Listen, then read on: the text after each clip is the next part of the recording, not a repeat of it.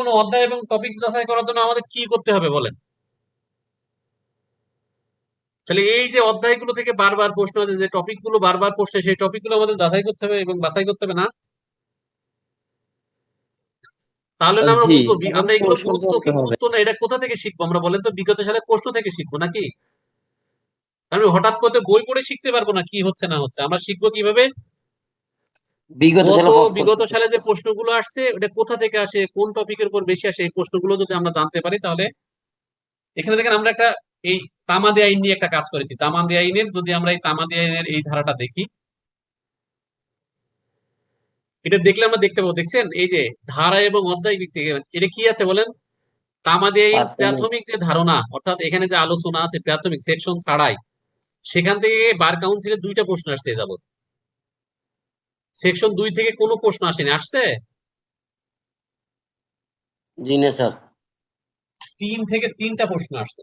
তাহলে 3 নাম্বার সেকশনটা কি ইম্পর্টেন্ট না ইম্পর্টেন্ট না? Important sir.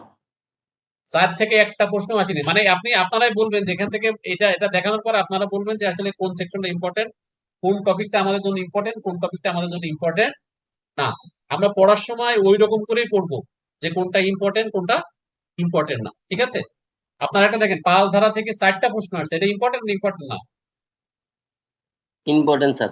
আরো গুরুত্বপূর্ণ দেখেন 6 ধারা থেকে কয়টা প্রশ্ন আসছে? 6টা প্রশ্ন আসছে বার কাউন্সিলে। 7 ধারা থেকে কোনো প্রশ্ন আসেনি, 8 ধারা থেকে 2টা প্রশ্ন আসছে, 9, 10, 11 থেকে আসেনি। আবার 12 থেকে 3টা প্রশ্ন আসছে, 14 থেকে 3টা প্রশ্ন আসছে। আবার দেখেন 17 থেকে আসছে, 18 থেকে 2টা আসছে। এর মাঝখানে আসেন 23 থেকে একটা প্রশ্ন, 25 থেকে একটা প্রশ্ন, 26 থেকে 5টা প্রশ্ন আসছে। তাহলে এই এই যে এর ভিতর আমাদের সবচেয়ে বেশি ইম্পর্টেন্ট ধারা কোনটা আপনারা বলেন? 6 নাম্বার। স্যার ধারা 3, 6 ধারা ধারাটা 6, ইম্পর্টেন্ট। তার মানে ধারা কনফিউজ কি পাচ্ছেন? 5।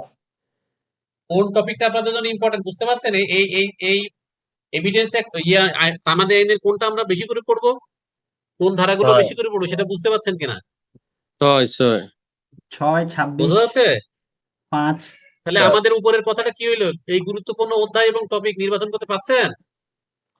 জি স্যার। স্যার। তার মানে আমরা যদি প্রত্যেকটা সাবজেক্টে এরকম ডাটা বের করতে পারি, তাহলে কি আমাদের কি এই এই টপিকটা কোনটা, অধ্যায়টা গুরুত্বপূর্ণ কোনটা গুরুত্বপূর্ণ না, এটা নির্বাচন করা সহজ হবে কিনা? জি স্যার, সহজ হবে। আপনারা আমার সাথে একমত? জি স্যার। জি। প্রত্যেকটা সাবজেক্ট পড়ার আগে আমরা আমাদের ওই সাবজেক্টের উপর কোন সালে কোন প্রশ্ন আসছে এবং কোন অধ্যায় থেকে কোন টপিক থেকে কোন সেকশন থেকে কতগুলো প্রশ্ন আসছে এটা আমরা নির্বাচন করব, তারপরে আমরা প্রস্তুতি নেবো নাকি? আমরা যদি নাই জানি যে আমাদের কোথায় যেতে হবে বা কোনটা টপিকে আমার প্রস্তুতি নেবে, সেটা না জানি এলোমেলো ভাবে গেলে কোথাও যেতে পারবেন, পৌঁছাতে পারবেন? না, যেতে পারবে না।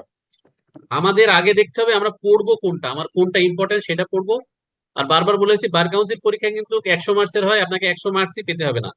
আপনাকে 50 মার্কস পেলে আপনি পাস, 100 মার্কস পেলেও পাস। তো সেক্ষেত্রে আপনাকে এমন ভাবে প্রস্তুতি হবে, গুরুত্বপূর্ণ বিষয়গুলো মাথায় রেখে পরীক্ষা দিতে হবে। এবং আপনাকে এই 100 মার্কসের অর্থাৎ 50 মার্কসের বেশি যদি নাম্বার গুলো পান, সেই নাম্বার কিন্তু আপনার পরীক্ষায় অর্থাৎ রিটেন এবং ভাইভা পরীক্ষায় আর যোগ হবে না। সেক্ষেত্রে আমাদের এখানে 150, 200, 100 পাওয়ার দরকার আছে, আমাদের পাইতে হবে কত? 50। 50। তো গুরুত্বপূর্ণ বিষয়গুলো যদি আমরা ভালোভাবে প্রস্তুতি নিই, 50 নাম্বার পাওয়া সম্ভব কিনা? জি স্যার, সম্ভব। এই যে এখানে আরেকটা ডাটা দিয়েছে দেখেন, কোন অনুচ্ছেদ থেকে 3 নাম্বার অনুচ্ছেদ থেকে 2টা প্রশ্ন আসছে। এগুলো তো আর বলার দরকার আছে আপনাদের? দেখেন 142 থেকে 2টা প্রশ্ন আসছে। এই যে এটা ইম্পর্টেন্ট। আবার দেখেন এর নিচে আরো বেশি প্রশ্ন আছে। এই যে 68 থেকে প্রশ্ন আসছে কয়টা? 2টা। 120 থেকে 4টা প্রশ্ন আসছে, দেখছেন? আমাদের যে অনুচ্ছেদ আছে না, এই অনুচ্ছেদটা খুবই ইম্পর্টেন্ট। এই যে 120, এই 120 অনুচ্ছেদ থেকে কয়টা প্রশ্ন আসছে আমাদের? 4টা। 4টা। আর একটা গুরুত্বপূর্ণ কথা বলি, গত এই 25 সালের যে বার কাউন্সিল পরীক্ষা হয়েছে না, পিলি পরীক্ষা, জি স্যার। সেখানে জি শুধু স্যার। এই অনুচ্ছেদ থেকে 5টা প্রশ্ন আসছে, শুধু অনুচ্ছেদ থেকে।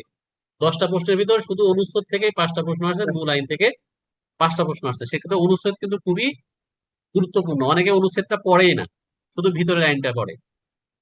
জি। আচ্ছা, প্রথম প্রথম টপিকটা কি বোঝা গেল? জি স্যার, বুঝতে বোঝা গেল গুরুত্বপূর্ণ অধ্যায়, টপিক বাছাই কৌশল। আচ্ছা, এটা স্যার, এটা বাছাই বোঝা করার গেল। পদ্ধতি আপনারা শিখে গেলেন, ঠিক আছে? জি স্যার। এটা আপনি এখন নিজে নিজে বাঁচতে পারেন না কোনটা গুরুত্ব কোনটা গুরুত্বপূর্ণ?